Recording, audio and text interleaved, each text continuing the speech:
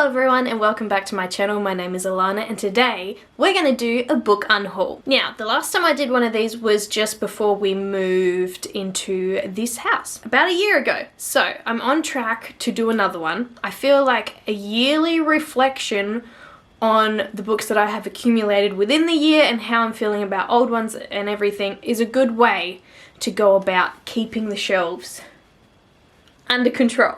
Basically. As you can see, I have been doing a really good job with not overbuying books because I still have a couple of spare shelves, so I'm quite proud of myself. Before we get stuck into this video though, there's a little preface that I must attach here, and that is that if I am getting rid of one of your all-time favorite books, apologies, reading is subjective. So I'm not attacking these books or these authors, it's just I don't feel like I still need to physically keep them to go along with the experience of having read them. Some of them will be hot takes because I outrightly did not like them.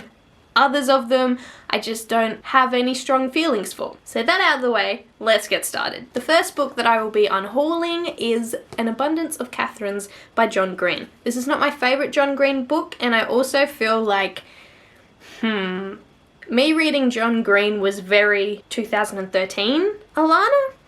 And I don't see myself picking this up anytime soon. And like I said, not my favourite of his as well. I will be keeping a couple of his books on my shelves just because for nostalgia or whatnot. But this one, I will be unhauling. Just also the fact that the main character in this only dates girls called Katherine. Like, he's 19 Katherines and counting. There's something in that. So, goodbye. Then we have one that I kind of screwed myself over for, and that is because I watched the majority of the movie first, and sometimes that will stop me from picking up the book because I am spoiled for it. And that is The Fifth Wave by Rick Yancey. I know I should probably read this, but again, it's YA and I'm not reading as much YA, or I'm being more selective with which ones I pick up. And that is not a literary taste bud thing. It's nothing like that. It's just I find myself, as I'm aging up, gravitating towards more main characters that are similar ages to me. And the YA that I do want to pick up, it's usually because it's a favourite author or I know that there's an element in it that I'm gonna like. And for me, I don't feel like this, and this has been on my physical TBR for probably 2 years now, which is way too long. So I'm getting rid of it. Next up, again, similar to the John Green thing, and that is I Was Here by Gail Forman. Again, I will be keeping a couple of her other books because nostalgia. I enjoy her easy to read writing style, but I don't see myself picking this one up anytime soon. I think this is a standalone. I don't think this has anything to do with the If I Stay novels at all. And I also don't 100% remember what happens in this one, so I will be passing this along to someone that may enjoy it. I will say there was nothing wrong with this book when I read it. Like, I've kept it this far for a reason. I just don't see myself revisiting this anytime soon. Then we have a couple of, like, I would say kind of gift booky type books, and that is Customer Service Wolf, which is really fun little comic gift book. This was just a fun buy when I saw it. It was more of a instant cover buy more than anything. I don't need this. This is not the type of book that I gravitate towards. This was definitely an on the whim, spur of the moment buy. And then I have Witches and Wizards by Lucy Cavendish. This says it is the real life stories behind the occult's greatest legends. I have had this for a very long time. I'm pretty sure I bought this back when we first started renting, which was many a year ago now, and I think I got a bit bored when I was reading this. It's a really nice, like, binder. I only ever got up to here, which is, 66 pages in, which in this edition is nearly halfway, but I don't feel like this, and I don't think I will feel like this again. Next up is one that I am kind of on the fence about, but I don't think I'm going to get to it, and that is the Boneless Mercies by April Genevieve Tukolk. And this is a case of this was majorly hyped on Bookstagram, I want to say last year, or maybe the year before. I actually got given this copy by a friend, and I always thought that I would get around to it, and I just haven't. And it's been sitting on my shelf for a while now, and I don't know when I'm going to feel like it. I have so many books to read for my own personal, what I want to read, for work, and also when I do the odd review. So this is one which it could be really good, but I just haven't got there yet, and I don't know when I will have the time to.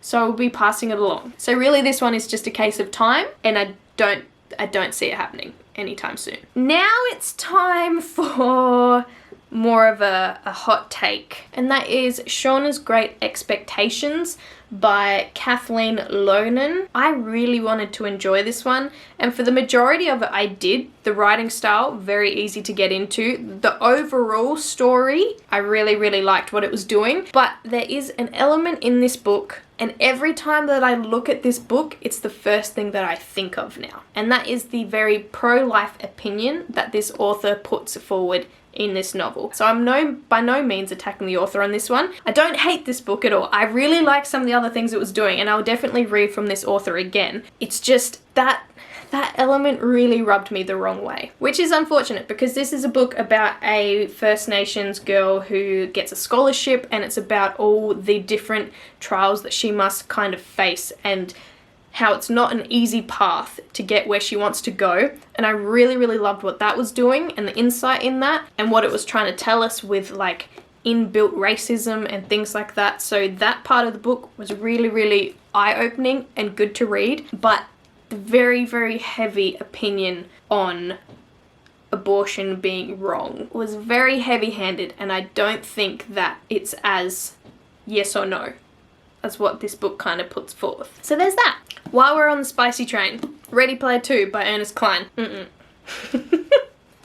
I really did not like this one. I did get sent this one for free to do a review. I did my review. I kept it as diplomatic as possible, and I think I ended up giving it like 4 out of 10 stars or whatever. Looking back, it would be a 2 out of 10. If you've read Ready Player 1 and you love that, there's no reason for you to read this one, because this will just hurt you. Because the main character, all the growth that he does over the first book gets sucked away and undone in this second book. I probably shouldn't tell you not to read a book. Like, reading is very subjective, so you could enjoy this. I just personally didn't, and I didn't see the need for this edition.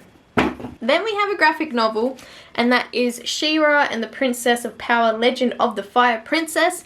This one is more just not for me. I also think I googled it, and there might be like a TV show to go before this, and then the comic, kind of like an Avatar type situation. I'm not entirely sure, but I remember reading this and just being kind of confused as to where I was coming into the story. And like, the images themselves, really beautiful. The story was fine. It's just, like I said, I'm not the right audience for this, and I think I've missed a chunk of the story somewhere else, and I don't feel the need to try and find that chunk of the story and go back. Because again, a time thing. I don't see that happening. So yeah, a very neutral unhauling. Then we have one that is very beautiful, and I think that's why it stayed on my shelf for as long as it has. I think I got this in either a Fairy Loot or an Owl Crate. It's got like really beautiful blue on the spine. It also has a signed book plate in it as well. And this one I just remember being kind of like meh, middle ground, that type of thing. I read it and I finished it, but I never had any like real urge to finish the rest of the trilogy or whatever it is. And I mean, it was fine, but it's only stayed on my shelf this long because of the beautiful cover. And the final book on this unhaul is again a bit of a hot take, and that is Forks by Nadine Brandes. I wanted to love this one so much. Again, the cover, stunning. This one probably hurts me the most to get rid of it because it is so beautiful. Like, No, I need to unhaul it. I need to unhaul it, and that is because I never plan on rereading this at all. I will give this author one more shot. I think I want to read her book, Romanov.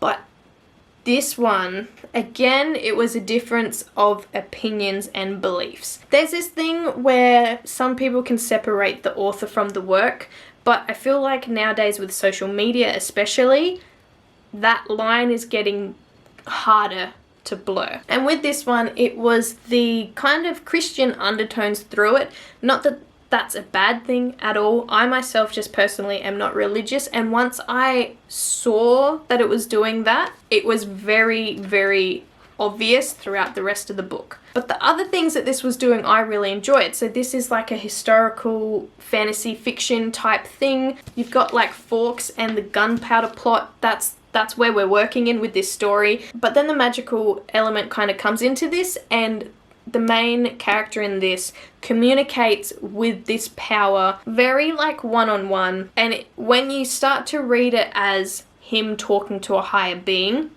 or a higher god, it's very hard to unsee that. And after following this author on Instagram, which I still do because I do like to see her content and how she's going in her writing journeys, I can see that religion to her is a very key part of her life. But for me personally, I am of a different kind of mindset. So that's where I kind of clashed with this book. But I do, like I said, want to try one of her other ones. I did enjoy elements of it, but just not that heavy handling element to it. So it's gone. So that's it. Those are the books that I will be unhauling as of this year, 2021.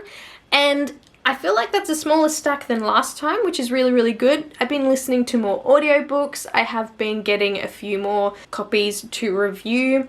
So I feel like I've just been overall better at not splurging so much on things that I don't know if I will 100% enjoy. Instead, I will try an audiobook, or I will try and source a copy like an ARC or something like that and give it a go that way, and then buy it afterwards if I do enjoy it. So, lessons have been learnt.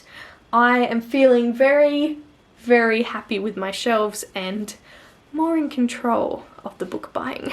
Also, I will probably be donating these to a local school like I did last time, just so other people can enjoy them, because any book can be for anyone. It's just these weren't for me, so maybe they can find their audience with someone else. So that's going to be it for this video. If you did enjoy it, don't forget to hit the like button and also subscribe so that you can see more from me. I hope that you are doing okay out there and that the world is not treating you too rough right now, and I will see you in another one. Bye!